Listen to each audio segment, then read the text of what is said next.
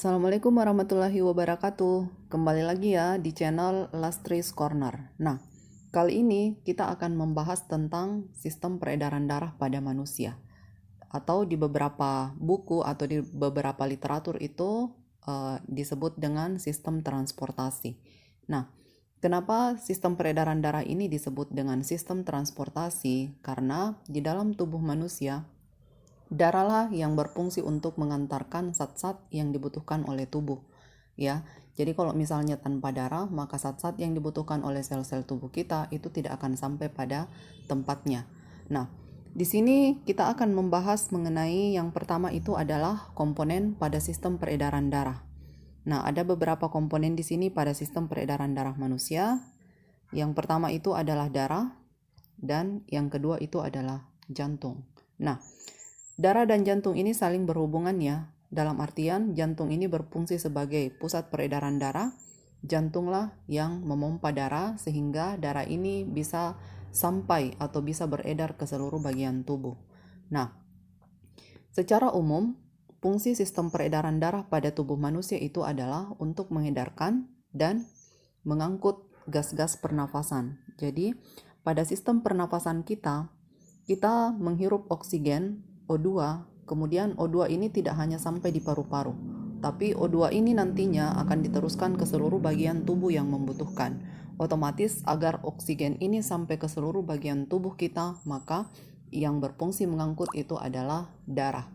Nah, selain mengedarkan gas-gas oksigen, darah kita juga berfungsi untuk mengangkut zat makanan ke seluruh jaringan tubuh. Jadi, makanan yang kita konsumsi setiap hari itu bukan hanya masuk saja di perut, kemudian keluar jadi feses, ya. Tapi zat-zat makanan yang kita konsumsi itu akan diolah menjadi sari-sari makanan, kemudian akan dilakukan penyerapan di usus halus. Nantinya di usus halus, darah akan mengambilnya, kemudian akan membawanya ke seluruh tubuh yang membutuhkan. Nah, seperti itu. Jadi, makanya di sini darah ini sangat sangat penting bagi tubuh. Selain itu, darah kita juga berfungsi untuk membuang sisa metabolisme melalui sistem ekskresi. Jadi, dalam proses sistem ekskresi di sini ada bantuan darah, ya, darah yang akan masuk ke ginjal, kemudian dilakukan penyaringan, kemudian nanti hasilnya itu akan keluar menjadi urin.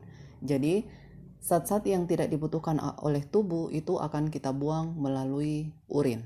Nah, di sini selanjutnya kita akan bahas tentang darah, ya. Jadi yang pertama ini yang akan kita bahas itu tentang darah. Nah, pada vertebrata ini adalah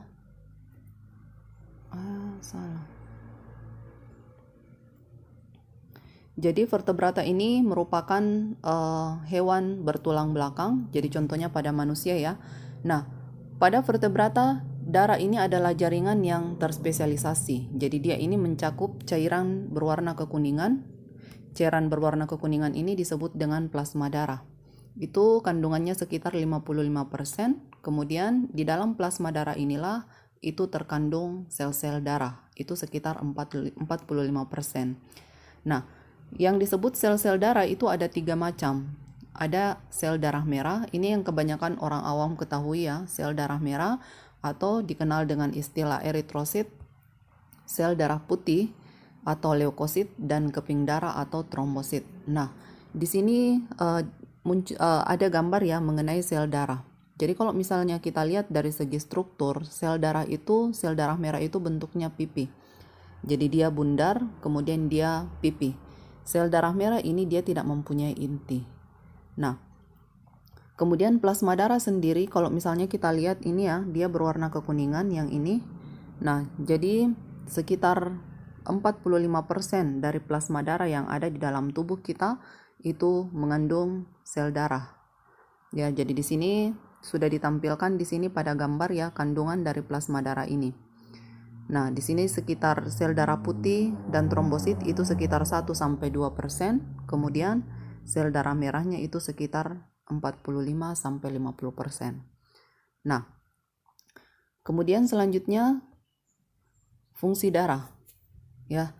Nah, di sini untuk fungsi darah yang pertama itu adalah untuk mengangkut oksigen ke seluruh jaringan tubuh. Tadi di awal sudah disinggung, tidak mungkin oksigen yang kita hirup itu hanya sampai di paru-paru saja. Sementara sel-sel tubuh kita ini sangat membutuhkan oksigen untuk bisa tetap hidup. Nah, di sini yang berfungsi untuk mengangkut oksigen ke seluruh sel tubuh kita itu adalah darah. Jadi oksigen yang kita hirup sampai di paru-paru, tepatnya di bagian alveolus, di situ akan terjadi pengikatan oksigen oleh darah. Jadi akan terlihat darah yang mengandung oksigen itu akan berwarna merah segar. Nah, selanjutnya darah yang mengandung oksigen ini akan beredar ke seluruh tubuh. Jadi sesampainya nanti di sel-sel tubuh, maka darah ini akan melepaskan oksigen untuk digunakan oleh sel-sel tubuh, dan selanjutnya darah akan mengikat CO2. CO2 ini akan dibawa kembali masuk ke jantung, dari jantung kemudian akan kembali ke paru-paru untuk kita keluarkan pada proses pernafasan. Jadi ada pemasukan oksigen dan ada pengeluaran CO2. Semua yang berperan dalam proses pengantaran O2 dan CO2 ini sampai dia keluar dari tubuh kita, itu yang berperan adalah darah. Nah, makanya di sini darah itu kita sebut sebagai alat transportasi. Nah, fungsi yang kedua, di sini darah kita juga berfungsi untuk mengangkut sari-sari makanan ke seluruh bagian tubuh. Jadi sekali lagi ya, kalau kita makan, itu makanan kita bukan hanya sampai di usus, kemudian keluar menjadi feses. Tapi nantinya di dalam tubuh kita, makanan ini akan mengalami proses pengolahan menjadi sari-sari makanan. Sari-sari makanan ini nantinya akan diserap di bagian usus halus. Kemudian selanjutnya setelah dia diserap di usus halus, darah akan mengambil sari-sari makanan tersebut, kemudian akan diedarkan ke seluruh bagian tubuh yang membutuhkan. Jadi begitu pentingnya fungsi darah ya pada tubuh kita, karena kalau misalnya sistem peredarannya darahnya rusak, maka otomatis ada banyak sel-sel tubuh kita yang tidak bakalan berfungsi karena oksigen ataupun nutrien tidak sampai pada sel-sel tersebut. Kemudian fungsi yang ketiga adalah untuk mengangkut sisa metabolisme. Jadi misalnya CO2. CO2 ini merupakan sisa metabolisme yang kita keluarkan pada proses pernafasan. Jadi tadi ditukar ya, O2 masuk, kemudian yang kita hembuskan adalah CO2. Nah, bagaimana CO2 diikat oleh darah? Jadi, pada saat perjalanan darah mengangkut oksigen menuju ke sel-sel yang membutuhkan, sesampainya di sel tubuh, maka oksigen ini akan dilepaskan. Selanjutnya, darah kembali akan mengikat CO2. Nah, CO2 yang diikat oleh darah ini selanjutnya ini akan dibawa menuju ke paru-paru. Kemudian akan dikeluarkan pada proses pernafasan. Nah, makanya di sini salah satu fungsi darah juga adalah mengangkut CO2, yang mana CO2 ini merupakan hasil metabolisme. Demikian juga dengan urea dan asam laktat. Nah, urea ini akan kita keluarkan nanti di urin. Jadi, bagaimana sampai urea ini dikeluarkan di urin, itu pada proses penyaringan darah yang terjadi pada ginjal. Jadi artinya apa? Darah juga nantinya bakalan melalui proses penyaringan di ginjal sehingga dia akan menghasilkan urea. Urea ini nantinya akan dibuang keluar melalui tubuh, itu melalui urin, ya. Nah, yang keempat, fungsi darah yang keempat itu adalah untuk mengedarkan hormon hasil ekskresi. Jadi hormon ini merupakan bukan hasil ekskresi ya, di sini ada kesalahan sedikit. Ini hasil sekresi. Hormon hasil sekresi dari kelenjar hormon ke tempat yang membutuhkan. Nah, mungkin adik-adik baru pertama kali mendengar istilah hormon. Hormon ini merupakan zat kimia di dalam tubuh. Dia dilepaskan oleh kelenjar endokrin. Dia tidak mempunyai saluran untuk mengeluarkan hormon ini sehingga kelenjar endokrin ini kita sebut dengan kelenjar buntu. Jadi, dalam prosesnya hormon dikeluarkan dari kelenjar, dia akan langsung masuk ke aliran darah. Jadi dia akan langsung masuk ke aliran darah, selanjutnya darah akan membawa hormon ini menuju ke sel-sel atau bagian tubuh yang membutuhkan. Nah, seperti itu. Jadi hormon itu banyak macamnya ya, ada hormon pertumbuhan, ada hormon reproduksi. Nah, jadi banyak macamnya. Ini nanti bakalan kita pelajari tersendiri tentang materi hormon. Oke. Fungsi selanjutnya adalah melawan bibit penyakit ya. Jadi di sini untuk darah yang berfungsi untuk melawan bibit penyakit ini adalah sel darah putih. Sel darah putih ini dia bisa membasmi bakteri yang masuk ke dalam tubuh. Jadi kalau misalnya ada bakteri yang masuk ke dalam tubuh, maka yang bertindak pertama kali itu adalah sel darah putih. Jadi dia ini seperti sapam ya. Jadi begitu ada sel-sel kita terancam, maka sel darah putih inilah yang akan bertindak untuk menghancurkan benda asing yang masuk ke dalam tubuh. Kemudian selain itu, darah juga berfungsi mengatur pH, mengatur suhu tubuh, kemudian melakukan mekanisme pembekuan darah. Nah, untuk bagian yang terakhir ini yaitu mekanisme pembekuan darah ini dilakukan khusus oleh trombosit ya. Jadi trombosit ini adalah keping darah. Nanti kita akan lihat lagi prosesnya bagaimana sampai terjadi proses pembekuan darah. Oke. Nah, sekarang saya lanjut ya tentang plasma darah. Ini bagian yang pertama tadi ya. Jadi darah, kemudian kita masuk ke plasma darah. Nah, plasma darah ini dia ini berfungsi dalam pengaturan tekanan osmosis. Kembali lagi saya ingatkan yang disebut plasma darah itu adalah cairan darah. Di dalam plasma darah inilah kita temukan adanya sel darah. Ya, jadi di dalam plasma darah inilah kita temukan adanya sel darah. Nah, plasma darah ini berfungsi dalam pengaturan tekanan osmosis darah sehingga di dalam tubuh dengan sendirinya itu jumlahnya akan diatur. Jadi ini agar tekanannya tetap seimbang. Nah, plasma darah ini kandungannya terdiri atas air 92%, kemudian ada protein darah dan ada senyawa organik.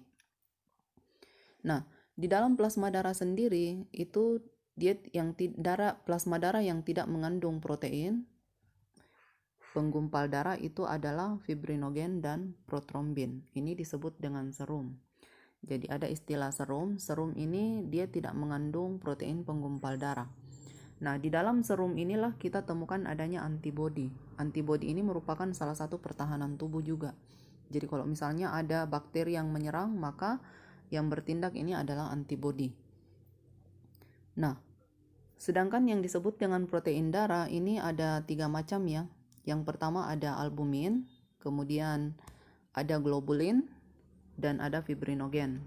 Ini protein darah. Jadi di dalam plasma darah itu ada protein darah, ini 3 macam kandungannya. Albumin ini dia berfungsi untuk menjaga tekanan osmotik darah. Kemudian dia juga mengatur tekanan darah. Jadi tekanan darah ini yang kadang setiap hari itu kadang kita dengar ada yang hipertensi, ada yang hipotensi. Nah, kemudian globulin ini adalah protein yang berfungsi untuk membentuk zat kebal. Dia berfungsi untuk melawan benda asing yang masuk ke dalam tubuh. Sedangkan fibrinogen, nah inilah yang berfungsi pada proses pembekuan darah. Nantinya dia akan berubah menjadi benang fibrin. Pada saat dia berubah menjadi benang fibrin, maka darah kita akan mengalami pembekuan. Nah, itu ya. Sekarang kita lanjut mengenai bagian yang kedua, yaitu sel-sel darah. Nah, untuk sel-sel darah ini merupakan sel hidup. Ya, jadi sel-sel darah kita itu adalah sel hidup. Walaupun semua sel darah yang 3 macam itu, yaitu eritrosit, leukosit, dan trombosit mempunyai waktu hidup yang berbeda-beda. Jadi tidak bahwa sepanjang kita hidup, darah yang ada di dalam tubuh kita, sel darah yang ada di dalam tubuh kita ini juga akan hidup secara terus-menerus. Tapi sel darah kita ini mempunyai batas waktu hidup. Jadi kalau misalnya dia sudah rusak, maka dia tidak bisa lagi berfungsi dan harus diganti dengan sel darah yang baru. Nah, sel darah kita ini berbeda dengan sel lain. Sel darah itu tidak mengalami pembelahan, tapi nantinya dia akan diganti dengan sel yang baru. Jadi dia bukan membelah seperti halnya sel-sel seperti umumnya sel-sel ya, tapi nantinya dia akan diganti dengan sel baru di mana dia dibentuk di dalam sumsum tulang belakang. Jadi pembentukan sel darah itu terutama pada sumsum tulang belakang. Nah, ini tadi ada 3 macam. Eritrosit itu adalah sel darah merah, leukosit adalah sel darah putih, dan trombosit itu adalah keping darah. Nah, ini gambar yang di samping ini adalah bentuk sel eritrosit, sel darah merah. Cuman mungkin banyak yang bertanya ya, mungkin adik-adik ada yang bertanya, kenapa pada saat darah misalnya ada yang berdarah itu modelnya tidak seperti ini. Nah, memang seperti itu ya, karena kenapa? Sel darah kita ini terdapat di dalam cairan, yaitu plasma. Jadi ini pun tidak bisa kita lihat dengan menggunakan mata telanjang karena dia ukurannya sangat kecil.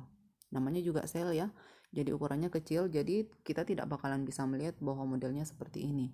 Nanti diamati di bawah mikroskop, baru kemudian akan kelihatan seperti ini. Oke.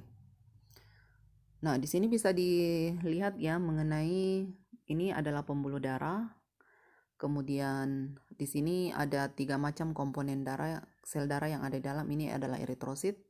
Kemudian ini adalah sel darah putih, leukosit, dan ini platelet. Nah, ini salah satu gambaran ya bahwa di dalam pembuluh darah kita, di dalam cairan darah, plasma darah itu terdapat bermacam-macam sel darah. Nah, sekarang kita lihat ada tabel komposisi sel darah merah di dalam tubuh. Sel darah ya, bukan sel darah merah, tapi ada semua ya sel darah. Ini ada tabel komposisinya, jumlahnya berapa, tempat pembentukannya. Ini bisa dilihat di sini mulai dari ada eritrosit. Ini deskripsinya ya, ciri khasnya bikonkav. Jadi dia tidak mempunyai inti sel, diameternya 7 sampai 8. Ini jumlah normal, 4 sampai 6 juta. Jadi kalau misalnya ada orang manusia yang jumlah eritrositnya di bawah dari eritrosit ini, jumlah ini, maka kemungkinan dia menderita kurang darah ya. Kemudian selanjutnya tempat pembentukan untuk eritrosit itu adalah endotelium, sumsum tulang belakang. Nah, ini masa hidupnya 100 sampai 120 hari. Jadi tadi di awal sudah disinggung bahwa semua sel-sel darah kita itu mempunyai waktu hidup tersendiri. Tidak bahwa satu kali dibikin langsung hidup selama kita hidup. Nah, tidak ya. Jadi untuk eritrosit sendiri itu 100 sampai 120 hari. Nah, kemudian fungsinya adalah transport oksigen dan CO2. Jadi artinya begini ya, setelah 120 hari ini eritrosit akan rusak dan dia akan diganti dengan eritrosit yang baru. Kemudian yang kedua itu leukosit atau sel darah putih. Bentuknya bulat, ada intinya. Ini jumlahnya 4.800 sampai 10.000. Jadi kalau misalnya ada seseorang yang menderita kelainan pada sel darah putih yang kebanyakan umumnya terjadi banyak leukemia. Leukemia itu sel darah putihnya berlebih. Jadi artinya dia bisa saja di atas 10.000. Jadi kalau misalnya sel darah putihnya berlebih dan menjadi ganas, maka itulah yang disebut dengan penyakit leukemia. Jadi kenapa menjadi ganas? Karena dia memakan sel darah yang lain. Nah, itu ya. Ini tempat pembentukannya itu retikulo, endotelium, dan pada sumsum tulang. Nah, untuk leukosit ini terbagi lagi ya. Ada bermacam-macam lagi sel darah putih. Ada neutrofil, ini jumlahnya. Jadi bisa dicek di tabel ini. Kemudian eosinofil, ini jumlahnya. Basofil, jadi ini fungsinya beda-beda ya. Eosinofil membunuh cacing, basofil melepas zat pencegah alergi. Kemudian limfosit mengaktifkan sistem kekebalan. Nah, ini fungsi setiap sel darah putih ini berbeda-beda. Kemudian di sini masih ada sel darah putih monosit. Nah, ini fagositosis. Dia nantinya akan berkembang menjadi makrofag. Ini jumlahnya 100 sampai 700. Kemudian trombosit yang terakhir keping darah. Ini bentuknya ya cakram bergranula, diameternya 2 mikro. Ini jumlahnya di dalam tubuh ya. Jadi kalau orang yang menderita penyakit tertentu kadang jumlah trombositnya ini lebih rendah dari 150.000. Contohnya penyakit DBD ya. Penyakit DBD itu biasanya kadar trombositnya menurun. Jadi kadang kalau misalnya kita memeriksa ada yang demam kemudian panasnya naik turun, setelah diperiksa oleh dokter darahnya diambil dan dilihat ternyata kadar trombositnya turun, maka salah satu ciri bahwa dia menderita demam berdarah. Nah, ini masa hidupnya ya hanya 5 sampai 10 hari. Kemudian berperan pada proses pembekuan darah. Nah, di sini akan kita bahas satu-satu lagi mengenai sel-sel darah tersebut ya. Yang pertama eritrosit. Ini cirinya ya. Jadi tidak ada inti selnya. Kemudian karena dia tidak mempunyai inti, otomatis tidak ada DNA. Karena ingat sekali lagi, DNA hanya kita temukan di dalam inti sel ya. Kemudian bentuknya bikonkav, pipih. Kemudian dia mengandung hemoglobin Hb. Jadi ciri khas darah yang mengandung Hb itu dia akan berwarna merah terang. Hb yang mengikat O2 ya maksud saya. Jadi kapan sel darah merah kita mengandung hemoglobin dan mengikat oksigen, maka dia akan berwarna merah terang. Nah, jadi makanya di sini dijelaskan bahwa warna eritrosit itu tergantung dari hemoglobin. Ya, jadi kalau misalnya kenapa tergantung dari hemoglobin? Ini hemoglobin ini ada dua, ya. Dia ini ada dua macam, ada yang disebut pigmen heme dan globin. Jadi dia kandungannya ada dua. Pigmen heme itu inilah yang berfungsi untuk memberi warna pada darah. Jadi kenapa merah? Karena adanya pigmen heme pada hemoglobin. Kemudian globin ini adalah protein darah yang dijelaskan tadi di awal ya, yang disinggung di awal. Nah, kemudian di sini salah satu fungsi hemoglobin adalah membantu eritrosit untuk mengikat oksigen. Nah, Hb mengikat O2. Jadi di sini jika Hb mengikat O2, maka dia akan berwarna merah. Jika O2 telah dilepaskan dan dia mengikat CO2, maka dia akan berwarna merah kebiruan atau merah gelap. Jadi yang berfungsi mengikat O2, kenapa sampai O2 bisa dibawa ke sel-sel tubuh kita, itu adalah hemoglobin yang ada di dalam sel darah. Nah, ini proses pembentukannya ya. Pada embrio itu di minggu pertama itu akan dibentuk pada kantong yolk atau kantung kuning telur. Nah, ini pada embrio ya. Sedangkan kalau misalnya beberapa bulan, embrio yang sudah berumur beberapa bulan ini maksudnya ya, ini akan dibentuk di dalam hati. Jadi proses pembentukan sel eritrosit itu akan terjadi di hati dan pada kelenjar limfa. Kemudian selanjutnya setelah bayi lahir ini akan dibentuk di sumsum tulang. Jadi prosesnya mulai dari kantong yolk atau kantong kuning telur, kemudian hati limfa dan kelenjar limfa, dan pada sumsum tulang. Nah, sekitar usia 20 tahun, ya, sekitar kita usia 20 tahun, sumsum tulang bagian proksimal kita itu sudah tidak produktif lagi. Ya, jadi selanjutnya di sini eritrosit akan dihasilkan di sumsum tulang membranosa. Ya, karena di sini sudah tidak produktif di bagian proksimal, maka dia akan dialihkan pembentukannya di bagian sumsum tulang membranosa, ya. Sumsum tulang membranosa itu letaknya di tulang belakang, tulang dada, di tulang rusuk, dan pada tulang panggul. Nah, itu ya. Kemudian di dalam tubuh kita ada hemositoblas ya. Hemositoblas ini merupakan sel yang dapat membentuk eritrosit.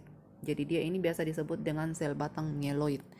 Sel batang mieloid ini dia bisa membentuk eritrosit dan dia mampu berkembang menjadi sel darah. Ya, jadi dia mampu berkembang menjadi sel darah. Nah, hemositoblas ini juga terdapat ini bisa kita temukan juga pada sumsum tulang belakang. Jadi dia juga ditemukan di sumsum tulang dan dia bisa membentuk leukosit, eritrosit, dan megakarosit. Nah, kemudian proses perombakan untuk eritrosit ya. Jadi jika eritrosit rusak, maka dia akan dirombak di hati. Jadi ingat tadi waktu hidupnya ini hanya 120 hari. Jadi eritrosit ini dibentuk di dalam sumsum tulang nanti pada saat kita dalam keadaan istirahat total. Jadi contohnya pada saat kita tidur malam. Jadi pada saat kita tidak tidur malam atau misalnya begadang, maka tidak ada proses pembentukan eritrosit. Makanya dengan sendirinya orang yang sering begadang itu akan kekurangan sel darah merah. Sel darah ya, jadi dia akan kekurangan darah, anemia. Kenapa? Karena sel darah ini hanya dibentuk pada saat kita istirahat total.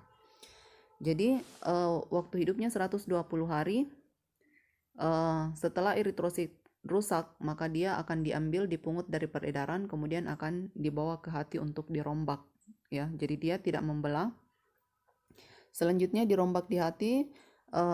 Di sini ada dua zat yang masih akan digunakan. Yang pertama adalah Hb, hemoglobin yang ada pada darah diambil, dia akan diuraikan menjadi bilirubin dan biliverdin. Bilirubin dan biliverdin ini merupakan zat warna empedu, ya. Jadi dia ini zat warna empedu.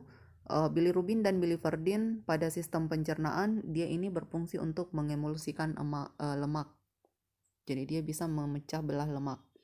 Kemudian selanjutnya zat lain yang masih dibutuhkan pada proses perombakan sel darah itu adalah Fe atau zat besi.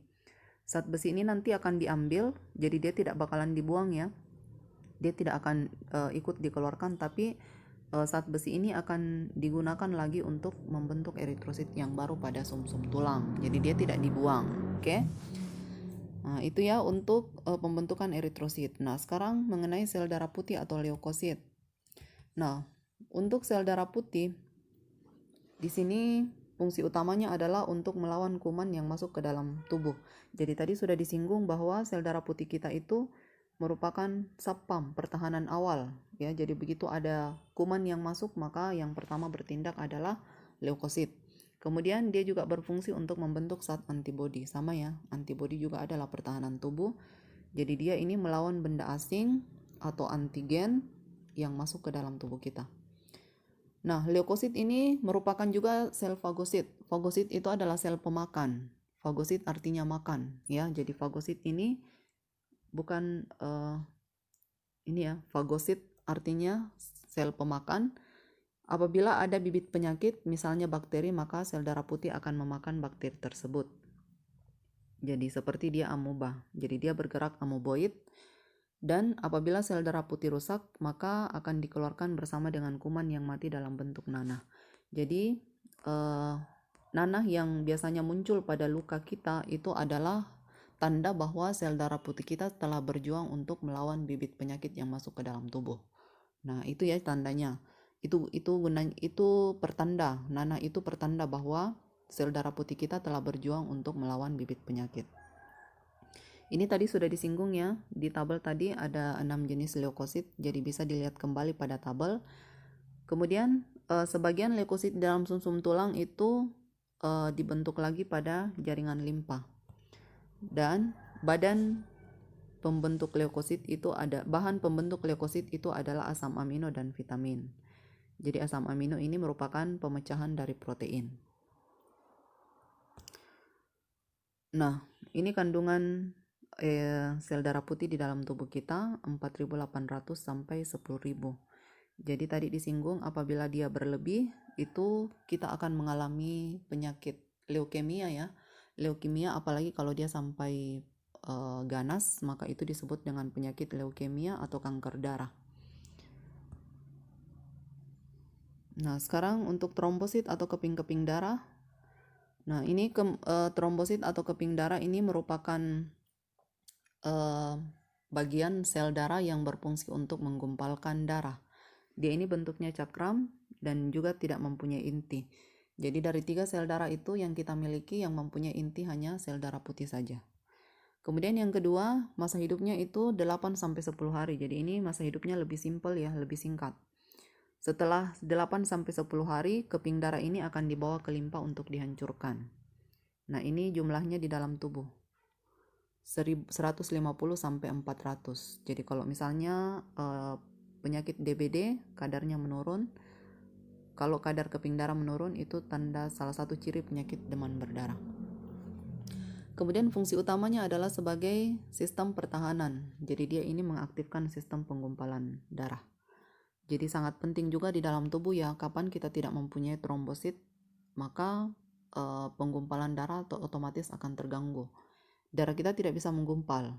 Dan apa yang terjadi kalau darah kita menggumpal?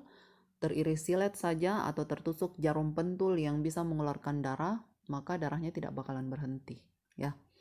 Nah, di sini penggumpalan darah ini merupakan suatu proses di mana dinding pembuluh darah yang rusak itu akan ditutup oleh gumpalan fibrin. Fibrin ini adalah protein fibrinogen agar pendarahan berhenti.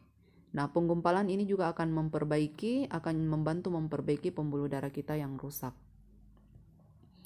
Kemudian pada penderita hemofili ada kelainannya pada manusia yang disebut dengan hemofili. Hemofili ini merupakan penyakit genetik. Ini darahnya sukar membeku sehingga seseorang yang mengeluarkan darah karena dia menderita hemofili itu bisa jadi meninggal dunia walaupun lukanya kecil karena dia darahnya terus-menerus mengalir dari setiap luka.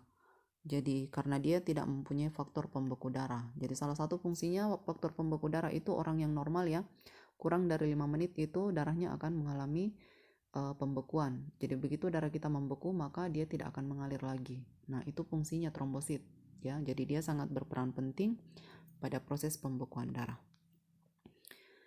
Nah, selanjutnya ini bagaimana proses pembekuan darah.